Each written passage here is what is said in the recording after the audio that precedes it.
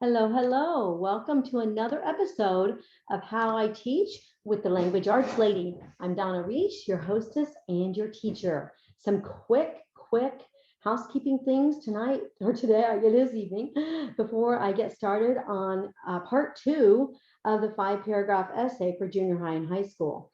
And you have 2 ways to consume How I Teach. You can listen to it in your favorite podcast provider, or you can watch it on YouTube or at the Language Arts Lady blog. Either way, you're going to want to get your free lessons. Here it is, your free teacher's notebook pages. There's a teacher's notebook packet for every episode. And so you want to be sure that you grab this to use with your students. Since I teach language arts for grades 2 through 12, there is a large variety of projects and levels and so forth in all of the 44 so far teachers notebook packets. So without further ado, I'm going to move on over to the PowerPoint. Say PowerPoint, yep. I'm going to move over to the PowerPoint and start from the beginning. And you will see on the PowerPoint slides the same thing that you will see in your teacher's notebook. So if you're listening, you can follow along in your teacher's notebook.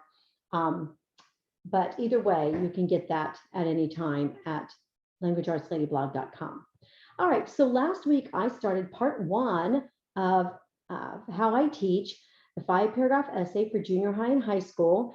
And this comes from one of my Write for a Month books, called Fairy Tales 4. So level 4 is 8th, 9th, and 10th grade.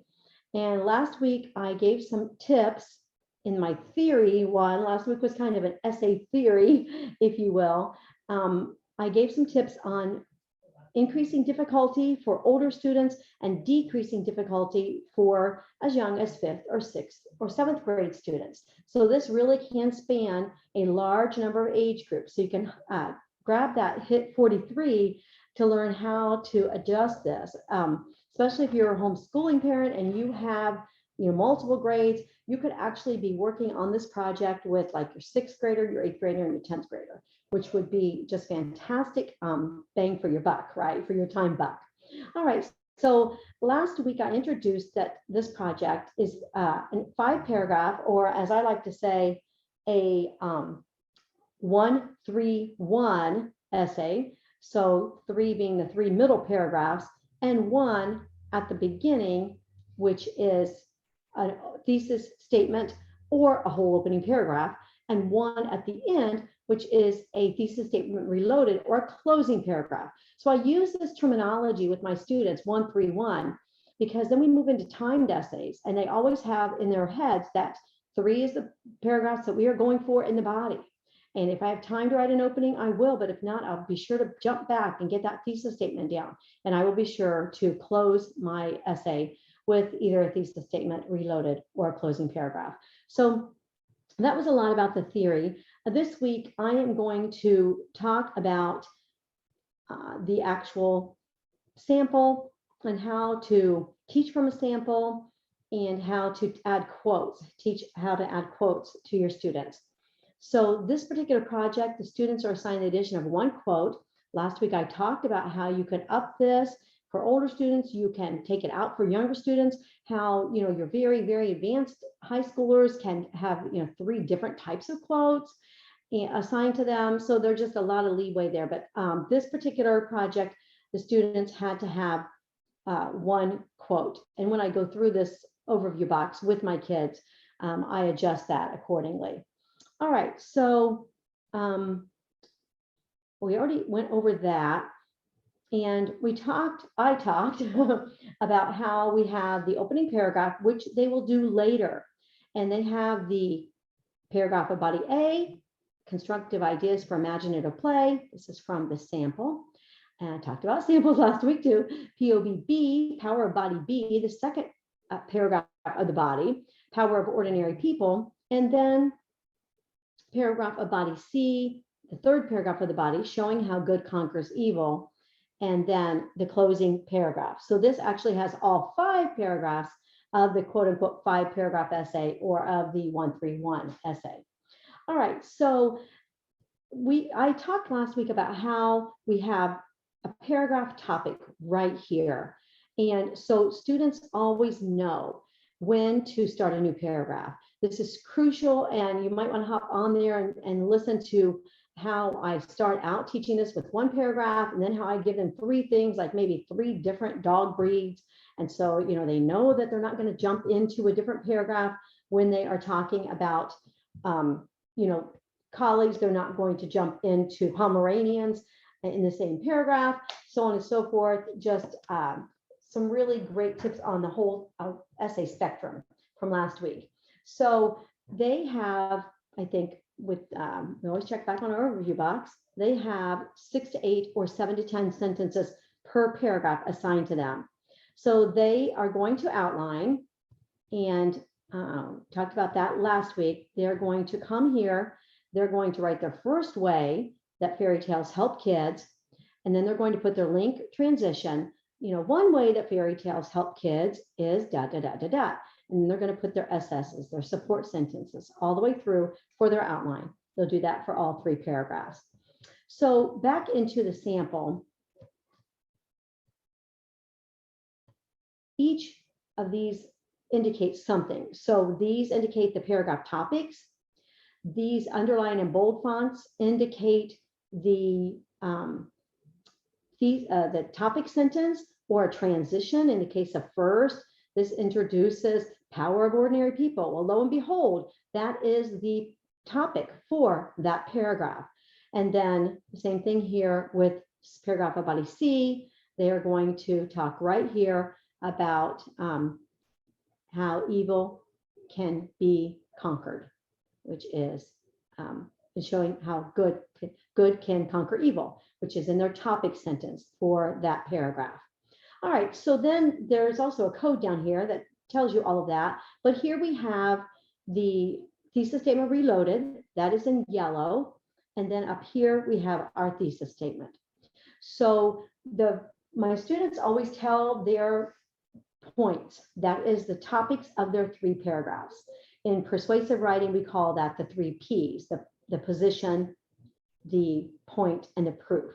So this would be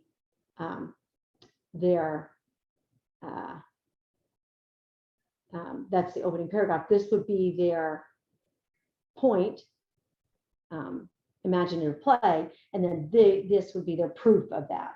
So this is kind of, you know, the beginning, as I mentioned last week, to persuasive writing. I want you to believe that these 3 ways that fairy tales help kids are truly the ways that they do. I want you to adopt them for your own. I want you to think they're important. I want to persuade you of that. So this is kind of on that spectrum, as I talked about last week.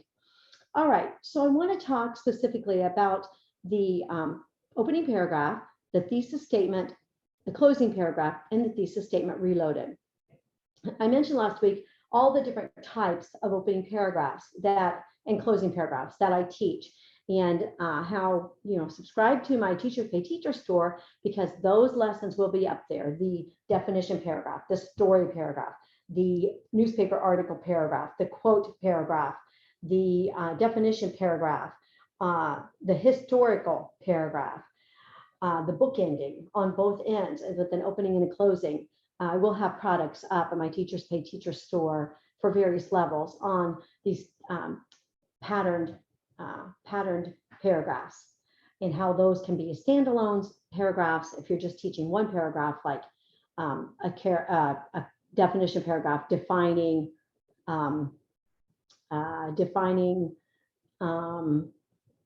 responsibility, and then your whole paragraph would be about that. That could be a standalone paragraph if you just want to teach one paragraph definition pattern paragraph, or it could be an opening to something that has to do with responsibility or something. So the opening paragraph is always done in all of my books after they have outlined or written the body. So first they brainstorm, then they research, then they write their thesis statement, the working thesis statement, so that it's ready to be tweaked later on. I like to get it in their heads right off the bat that this is a working thesis statement, that they will possibly change it when they decide what kind of opening paragraph they're going to have. They may want to incorporate the opening paragraph, like if it was a definition and they defined imagination for this opening for this particular project, they could say, just as the definition of imagination shows, comma, fairy tales help kids in many ways, three of which are da da da da da da da da. So in that case, they're going to tweak this working thesis statement to correspond, to fit in, to smoothly go into the thesis from the opening paragraph type. So that's why I always put the working right here, because I want them to realize this is just what they are committing to right now for the body. And they can change that thesis statement to reflect the type of opening that they have. So the thesis statement, I always have samples of everything. So here they have the three things: provide a starting point for imagination, POB A, reveal the power of ordinary people, POB B, and showing how good can conquer evil, POB C, paragraphs of body. And they put those in their thesis statement in the same order that the paragraphs fall in their paper. And so that's their signposting. That is their way of getting the readers a framework for what the paper is going to contain. And it just really, really works out great to do that. They come back up. Okay, yes. We actually, when we go through this sample, we're all over the place here. We are, circling this topic sentence, drawing arrow to the margin, gives kids constructive ideas for play. We're drawing an arrow to the margin. We are writing topic sentence for POBA. And then here we're doing the same thing, POBB. We're coming in here and finding the quotes, and we're circling those and or highlighting those or something and drawing an arrow to the margin and talking about the type of quote it is. So we are really, really working this sample. I use the samples extensively. I have a great writer, Zach Kaiser, and sample writer, and so I use them to teach from. He writes them according to my parameters so that they are very specifically going with the essay type and all of the pieces that they're going to be doing, and then also the readability and writing level. All right, so we're gonna, when we write our opening, so after we do the, sorry, let me go back here. So after we do the thesis statement, okay, we have some quote lessons. I'm going to talk about those in just a minute. Then we outline the body. We have not written an opening paragraph yet. And I can remember when I was writing for the first publishing company, they ran a lot of their departments with young adults, and so they were interns and things like that. And so when a new intern would come who would be working on my project there, I would send them the books that I wrote for them in Word, and then they would put them into the publishing program. And so when they did that, they, if it was a new one, they would come back and say, well, my mom always taught me that, or we learned in school that, we should write an opening paragraph first so that we, are ready. We know what we're writing about, we're ready to write it. And I use just the opposite technique. I use the technique that says you cannot possibly interest a reader in reading your paper if you write an opening paragraph before you've ever written a paper. Because what do you put in an opening paragraph if you haven't written the paper yet? How do you know what will be a good way to entice the reader to read the entire paper? What will be a great opening type that would fall and weave into the paragraphs of the body if you haven't written the paragraphs of the body? So we always write the thesis statement first, then we research, brainstorm, outline the body, write the body, and then we come back here. See if that's in here, because I run out of space a lot of times in here. Yep, then we come back here and write the opening paragraph. So here you can see when they outline it, they have some choices here of types. So these are some of the types that I teach that will be coming, like I said, to my Teachers Pay Teacher store. They have to put in their thesis statement. There's a sentence minimum that they have to have for their opening paragraph, commensurate with the body. So if they have an 8 to 10 paragraph body, I don't want a 3-paragraph opener. It doesn't fit. It's not mature enough to be with such a mature essay body, right? And then we do the same thing with the closing, okay? And the thesis statement reloaded, and how many sentences it is, and so forth.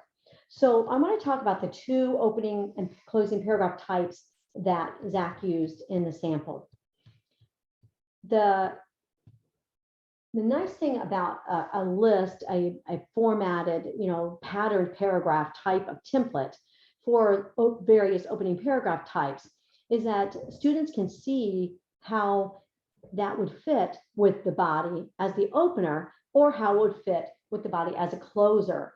So like this past week, what did they do? Somebody was writing, they were writing about, oh wow, so many essays and projects going right now. They were writing three weather phenomena. That's what they were doing. They were writing about 3 weather phenomena. And so, they would say, well, I want to use a story as the opener because I want to have a story of this family who was, in the middle of a tsunami. They watched a movie about that. So they wanted to put that in their opening. They said, but it doesn't feel like there's enough space. And so then, I could guide them. Well, let's do the opening story, half of the story, leave them hanging, and then finish the story in the closing. So you're actually bookending your essay or your report. So, having all of these types, they can kind of see what would fit. So you can see the opening that Zach has here is a history of fairy tales, and the closing that he has is a definition paragraph. Now, the opening paragraph also has a quote in it. So no, I'm sorry, that's paragraph for body C. I'll come back to that in just a bit. All right, so here is the history of fairy tales. Now he felt that after he wrote his opening paragraph, the history of fairy tales, that the thesis statement would work well right off the bat. So I always tell students you could put it here, you could put it here. You could even, if you have like a dialogue, even put it at the beginning of the first paragraph of body if it feels like it's just hanging out there. All right, so here he has the history. He has the thesis statement, then he has the history, 1910, a Finnish scholar, 1961, 2004, the index where fairy tales are kept, the categories of fairy tales, just really, really interesting, actually. I mean, after I read this, I definitely wanted to read the paper, right? And that is the whole goal of the opening paragraph. All right, so let's go into the closing paragraph here. Oh, sorry. Here we have it, and it is a definition paragraph.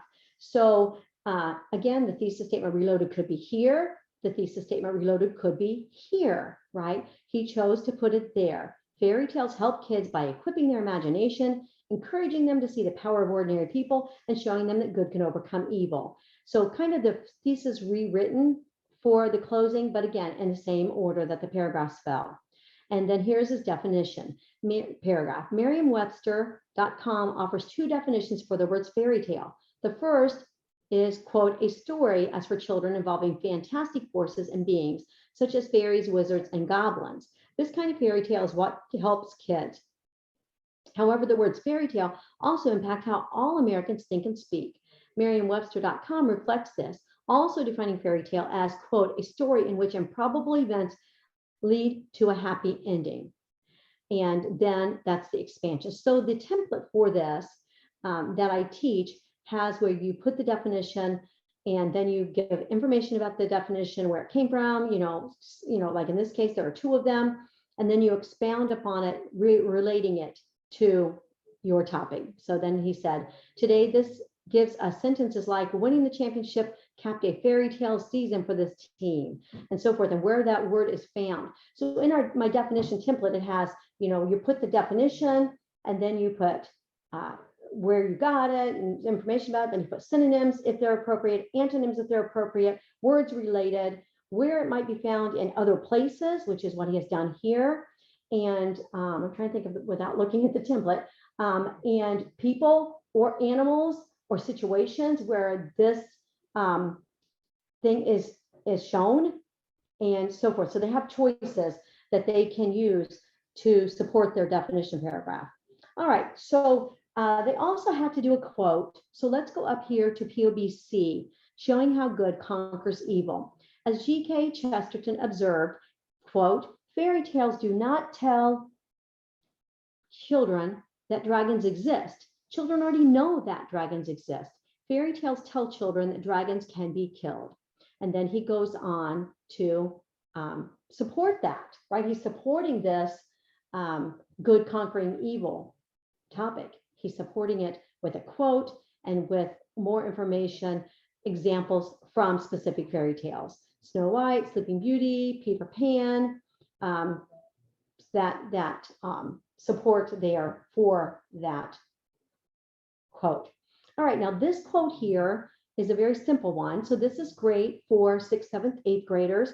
As G.K. Chesterton observed, comma, quote, and then the quote, period inside in the USA, always inside, periods and commas, always inside quotation marks in our country of the United States. Other countries do it differently, but they always fall inside and then the closing quotation marks. Doubles, always doubles, always doubles. Singles are rarely ever used. We use singles wrong. So this is a very simplified one, but this lesson has examples of the other ways too. So here is how you will include it in your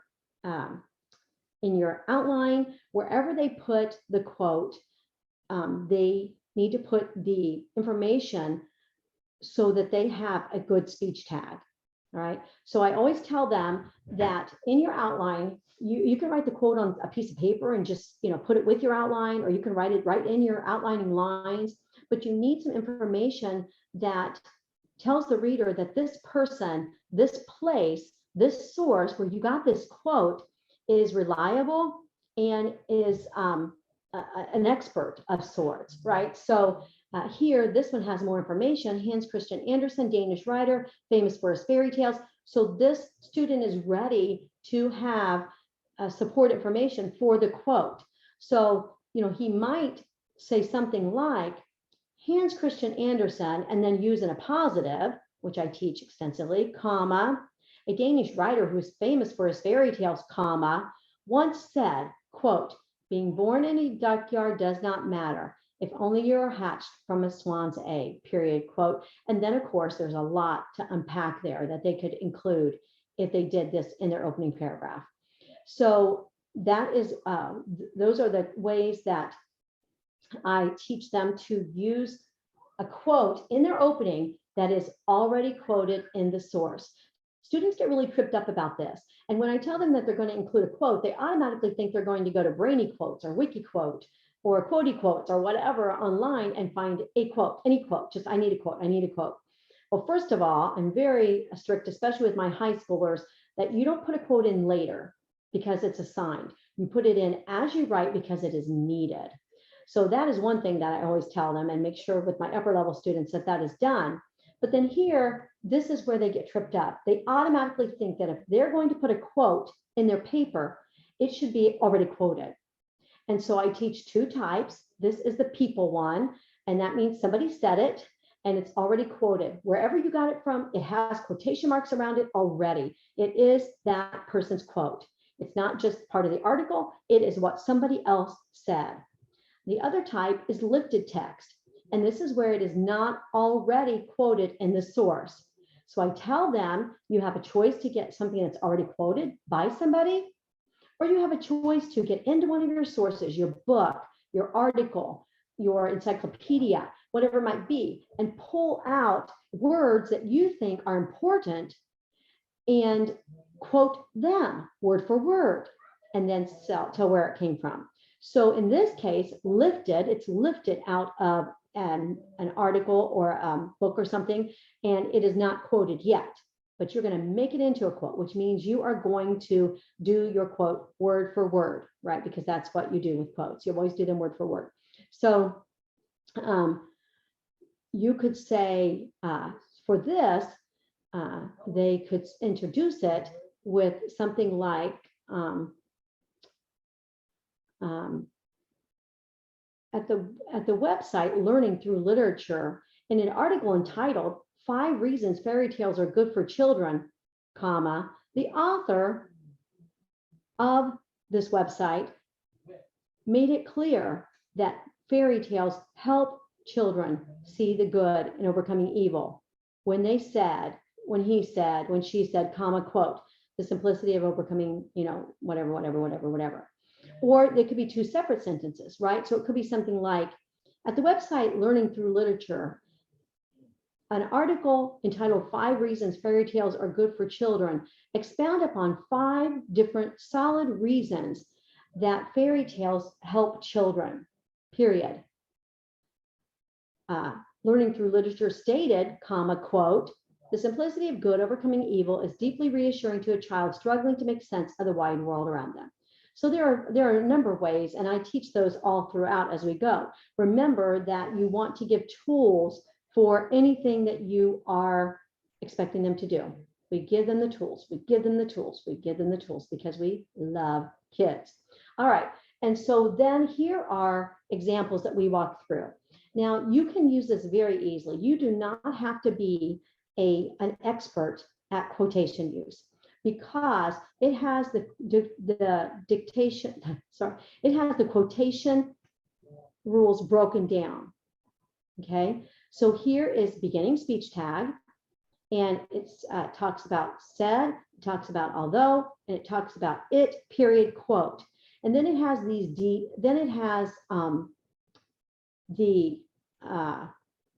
details of that. So said is your speech tag and what you're doing there. Although is the beginning of the quote, and it starts with a quote capital letter, and the end is a statement, so it has a period, quote. Okay, so that's with the beginning speech tag. Then it has with the ending speech tag. And this is the details for the quote rule with the ending speech tag. Quote, although the world is full of suffering, it is full also of the overcoming of it, comma, quote, said Helen Keller. So you can see all you have to do is walk through these. What I do with my kids is I tell them, okay, let's circle the beginning quote and the first letter, and circle the ending quote and the comma here, or the ending quote and the period here. So you can just, it's all right here for you in my quotation lessons. So you don't have to worry about, how do I explain this, speech tag at the end, and you put a comma, not a period. How can I explain that? You can just go right through the lesson and it's explained for you. All right, then they are ready to write. They are ready to put their quotation marks in. They're ready to put their quotes in, and they are ready to write with that quote being part of it. Now, I always tell them that they can do this is a short quotation lessons. I have extensive, like pages and pages that I walk through with upper level students, especially my 11th and 12th grade research writers. So, which we're doing right now this semester. It's so fun. So they are going to, they can put their quote anywhere if they only have to do one. So I tell them they could, they could do a definition paragraph where they're defining something. I mean, technically in this sample, find it again. In this sample, the fact that this Merriam-Webster definition is, he's quoting it 2 times, that could have counted for his quote, right? So that makes me even happier, because my whole premise is you don't stick a quote in later, as I just mentioned a little bit ago. And I can tell that he didn't just stick a quote in, because if he were just wanting to fulfill the assignment of having one quote, he could have just done this one definition, quote, ... period. Good, I got my quote in. But instead, he felt this was needed. The second one was needed. The G.K. Chesterton quote helped him make the point of how fairy tales show how good conquers evil. And so there was a lot of thought put into these quotes. These quotes were not just added later. And you can usually tell, right? It's like they're, it just kind of stuck in there, and it doesn't really help them make their point, and it doesn't seem like it goes with it that well.